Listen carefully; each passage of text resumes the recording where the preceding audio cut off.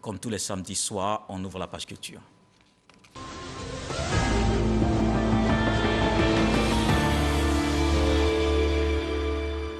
Le Massa 2022 se tient du 5 au 12 mars. Cette semaine s'est tenu le lancement de cette édition 12 du marché des arts du spectacle d'Abidjan.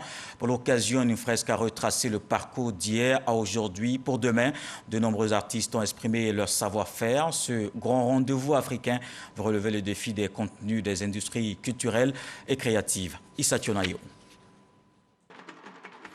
Une fresque pour un voyage artistique à travers les différentes cultures ivoiriennes. Prestation d'artistes, un décor haut en couleur. Tout y était pour assurer le lancement de la 12e édition du marché des arts du spectacle d'Abidjan, Massa.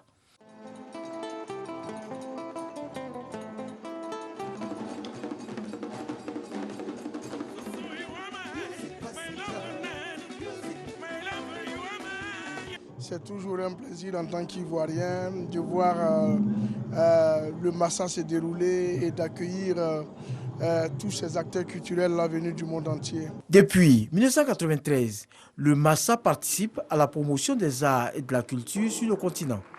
Un rôle que le Massa entend perpétuer au dit du directeur général de l'institution. Pour le Massa 2022, la Biennale sera l'une des activités qui présentera les couleurs des innovations majeures apportées à ce marché international. Nous prévoyons, dès le début d'année 2022, une grande campagne d'information et de communication au travers de nos tournées dans les grandes villes de la Côte d'Ivoire, en partenariat avec les conseils régionaux et les mairies et les groupes de jeunes. Pour la ministre de la Culture, Arlette Badou Nguessan Kwame, et la ministre d'État, Kandia Kamara, l'organisation du Massa, tous les 2 ans depuis 2014, montre la volonté du président de la République, Alassane Ouattara, de faire de la culture un pôle essentiel du développement économique de la Côte d'Ivoire. La 12e édition du Massa qui va se tenir du 5 au 12 mars 2022 mettra en valeur l'industrialisation des arts du spectacle selon la nouvelle vision du gouvernement. Pendant une semaine, donc, des professionnels et des publics du monde des arts et de la culture de tous les continents se rencontreront, se frotteront les uns aux autres dans ce creuset de promotion, d'échange, de formation, de diffusion, de développement et de professionnalisation de leur métier. Le Massa mettra en valeur le patrimoine artistique de tous les continents dans l'équilibre des intérêts et en facilitant l'accès au plus grand nombre, soutenir les jeunes talents et les orienter vers des producteurs, managers, acheteurs et vendeurs. Tout cela crée le terreau d'une gestion de l'économie culturelle industrielle innovante et intégrative, comme autant d'éléments participant à la qualité de vie. 801 candidatures ont été enregistrées pour participer à ce Massa 12. 78 groupes ont été retenus pour 9 disciplines pour une participation totale de 26 pays africains. Et on retrouve l'invité de la page culture, Caroline Da Silva, parce que c'est midi, c'est maintenant. Alors il y a cette belle introduction que j'aime bien. Qui reviendra d'ailleurs. D'accord, très bien. C'est vraiment le slogan et la marque déposée de l'émission. Donc, on reviendra avec le C'est midi, c'est maintenant. D'accord, très bien. Alors, c'est midi qui revient, justement, mais qui reçoit surtout ce prix d'excellence du meilleur programme télé pour le développement des médias. Est-ce que, Caroline, comment on peut se sentir quand on reçoit une telle distinction, surtout le niveau des distinctions? Kolo Koulibaly, on ne peut que se sentir bien.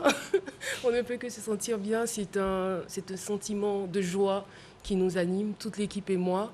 Et on se disait, est-ce que c'est un prix qu'on allait pouvoir avoir? On était peut-être sûr par rapport à tous les faits que l'émission a fait aux uns et aux autres, à toutes les retombées, à tout ce qu'on a pu observer sur l'échiquier international. Mais après, on ne s'y attendait plus. Voilà. Quand on a été confronté à certaines difficultés techniques, etc., aussi à la Covid qui a qui a pesé, j'allais dire négativement, sur l'émission, on n'espérait plus. Et un coup, pour parler comme les Ivoiriens, bim, on nous appelle pour nous récompenser. C'est fort. C'est fort, et de savoir qu'on reçoit un prix du président de la République. Vraiment, on profite de cette lucarne pour lui dire un grand merci pour la reconnaissance. D'accord. Alors justement, c'est cette cérémonie de récompense qui s'est tenue le 5 novembre dernier. CMD a reçu le prix d'excellence pour le développement des médias. Voyons ce résumé de Serge Pacom, Didi et Yabou Sanogo, et on se retrouve.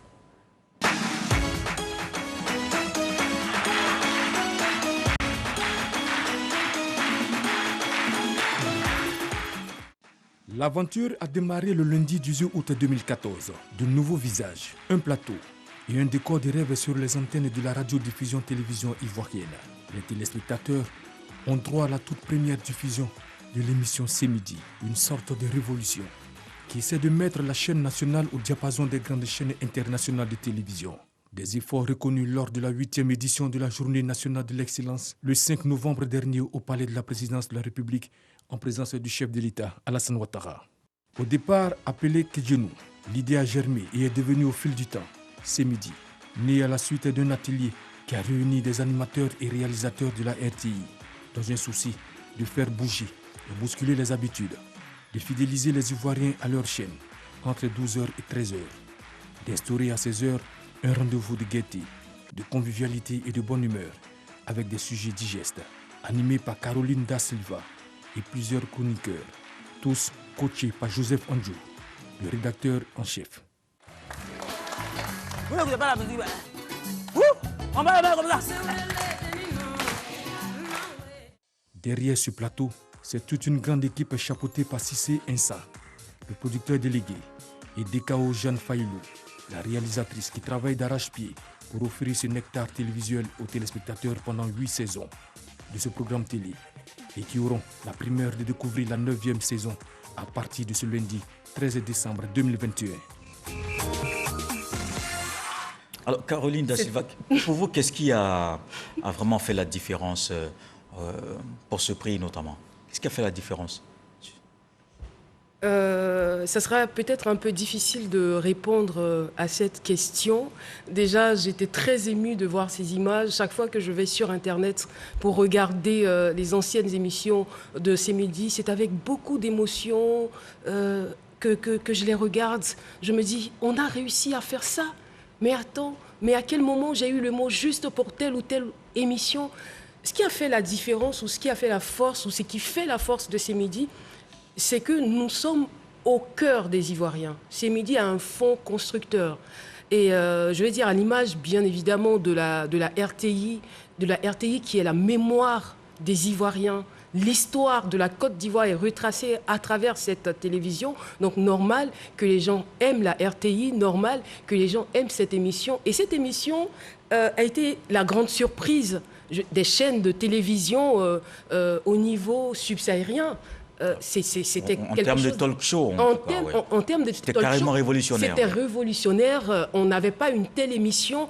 Et C'est Midi est venu comme une panacée guérir les plaies des Ivoiriens. Parce qu'à l'intérieur de cette émission, on a tout le monde, monsieur tout le monde qui vient à C'est Midi, monsieur tout le monde ou madame tout le monde qui vient parler de ses problèmes.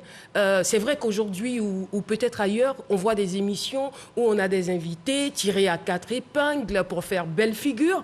Mais c'est une émission qui donne la parole à tout individu, à l'individu lambda. C'est justement, ça fait partie des motivations qui vous ont permis justement d'avoir ce prix, reconstituer des familles, des personnes séparées, perdues de vue, que vous avez réussi à se retrouver, à réconcilier, vous avez participé à la cohésion sociale. Est-ce que vous considérez cette émission comme finalement une émission citoyenne au-delà du simple divertissement? En fait, à la base, C'est Midi, c'est pas du divertissement. J'allais dire moitié éducation, ou peut-être 80% éducation, 20% divertissement.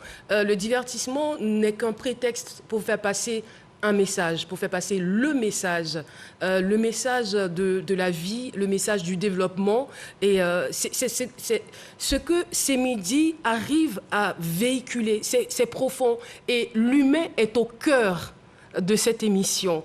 Je vais dire, c'est pas du divertissement pour du divertissement. C'est midi, c'est l'émission qui répond aux besoins des téléspectateurs. C'est comme si tous les téléspectateurs soupiraient après ces midis. Donc, ils ont eu enfin leur émission.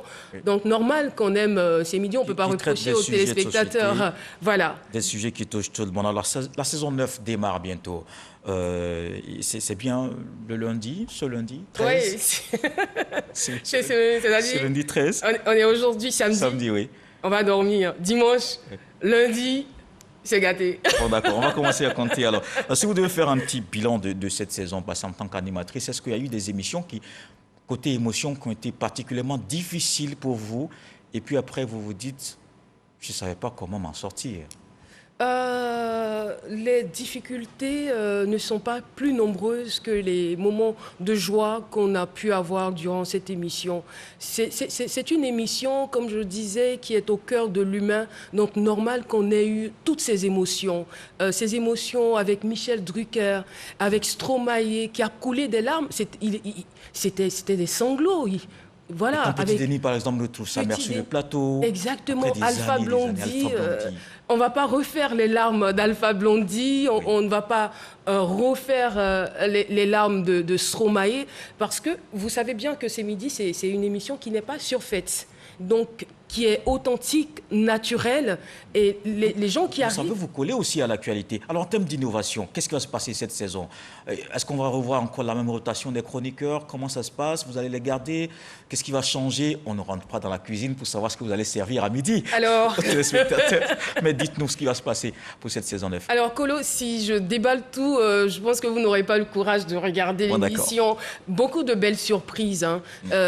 L'émission est placée sous le sceau de la télévision plus utile, parce qu'on faisait déjà de la télé utile, donc imaginez, on sera encore plus proche des téléspectateurs, on va leur donner ce dont ils ont besoin pour s'épanouir, pour se développer, on va leur donner, même au-delà de simples mots, au-delà de simples pistes, on va permettre à certains entrepreneurs d'émerger dans ce qu'ils font, on va redonner le goût de l'entrepreneuriat à d'autres personnes, on va encore reconstituer des familles, on va faire énormément de choses, des innovations. Absolument, il y en a assez. Et moi, je vous souhaite le maximum de prix d'excellence. Merci beaucoup, Caroline. Ça passe trop vite, hein. Il y a tellement de choses à dire. Ah oui, c'est ça. On se donne rendez-vous donc lundi à midi. C'est mieux. Lundi Merci, à midi. Caroline. Non, lundi plutôt à 11h30. De façon exceptionnelle. C'est le retour, c'est la reprise. Donc lundi à 11h30. Merci beaucoup, Caroline Da Silva. C'est la fin de ce journal. Merci de l'avoir suivi. Retour de l'actualité, 23h. Ce soir, le sage nous apprend que si tu veux faire un champ de maïs dans un coin de la forêt, fais d'abord la paix avec les singes. Dieu le voulant, on se retrouve demain.